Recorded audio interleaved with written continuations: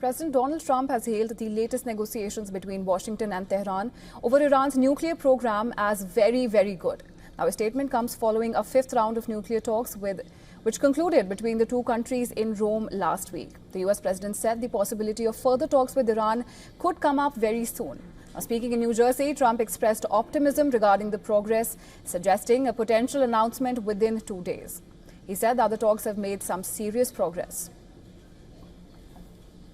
But having to do with nuclear, we've had some very, very good talks with Iran, and I don't know if I'll be telling you anything good or bad over the next 2 days, but I have a feeling I might be telling you something good. We've had some real progress.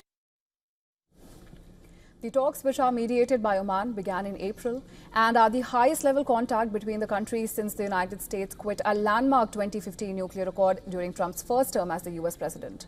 Now, despite both Tehran and US taking a tough stance on Tehran's uranium enrichment, the foreign minister of Iran, Abbas Araghchi, has said that there was potential for progress after Oman made several proposals during the talks in Rome. However, he also stressed that the negotiations are too complicated to be resolved in 2 or 3 meetings. Tehran's nuclear ambitions have always been a major point of contention, contributing to significant tensions between the United States and Iran. The talks that recently concluded in Rome came ahead of a June meeting of the UN nuclear watchdog.